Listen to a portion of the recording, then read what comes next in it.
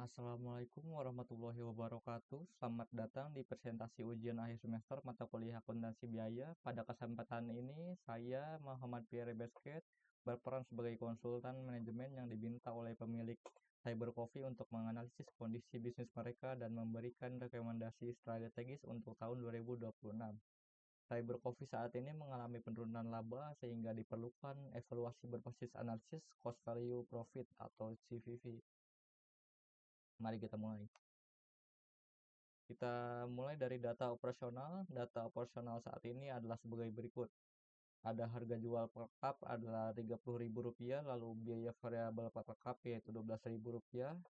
Ada biaya tetap per bulan yang sebanyak Rp45 juta dan volume penjualan yaitu 3.000 per cup per bulan. Data ini menjadi dasar untuk analisis CVP. Lalu untuk bagian margin kontribusi dihitung dari harga jual dikurangi biaya variabel. Rp30.000 dikurangi Rp12.000 menghasilkan Rp18.000 per cup. Artinya setiap satu cup terjual memberikan kontribusi Rp18.000 untuk menutup biaya tetap. Rasio margin kontribusinya adalah Rp18.000 dibagi Rp30.000 yaitu 60%. Menurut saya rasio 60% ini tergolong cukup baik untuk bisnis food and beverage. Lalu kita masuk ke break even point. Untuk menghitung break even point unit, kita akan membagi 45 juta dengan Rp18.000 yaitu dengan menghasilkan 2.500 cup. Artinya Cyber Coffee harus menjual minimal 2.500 cup agar tidak rugi. BEP dalam rupiah yaitu 2.500 dikali Rp30.000 yang sama dengan 75 juta.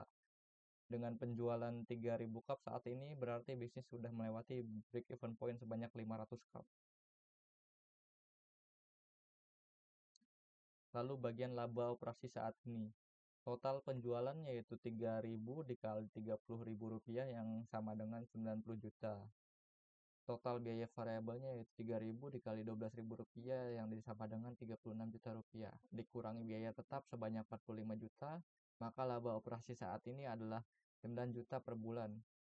Statusnya masih untung, namun margin laba hanya sekitar 10% dari penjualan. Menurut saya ini menunjukkan bisnis masih sehat, tapi ruang peningkatan masih besar. Lalu kita akan ke analisis opsi strategi, membandingkan dua pendekatan manajerial, yaitu ada opsi A sebagai efisiensi dan opsi B sebagai ekspansi. Kita mulai dari opsi A.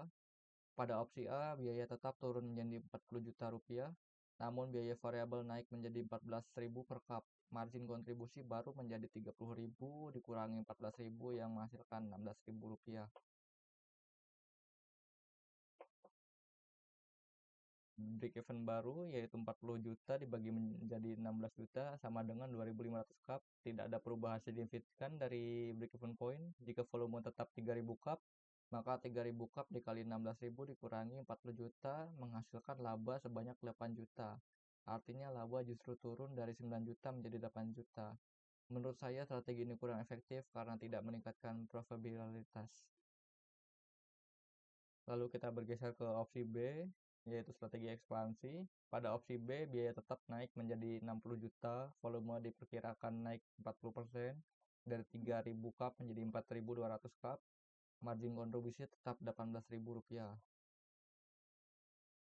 Untuk B, untuk BEP laba, opsi B, BEP baru menjadi 60 juta dibagi menjadi 18.000 sama dengan 3.333 cup. Target ini masih di bawah proyeksi 4.200 cup. Laba yaitu 4.200 dikali 18.000 dikurangi 60 juta sama dengan 15,6 juta. Artinya laba naik signifikan dari 9 juta menjadi 15,6 juta. Kenaikan sekitar 73%. Untuk perbandingan, kondisi saat ini 9 juta, di opsi B kita mengalami untung 8 juta dan untuk opsi B kita laba 15,6 juta. Secara angka opsi B memberikan hasil paling optimal.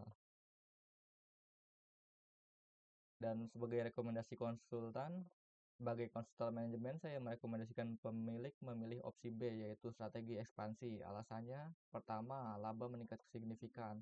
Kedua, volume naik menunjukkan potensi pasar yang masih kuat. Dan ketiga, efek skala membuat margin lebih optimal dalam jangka panjang.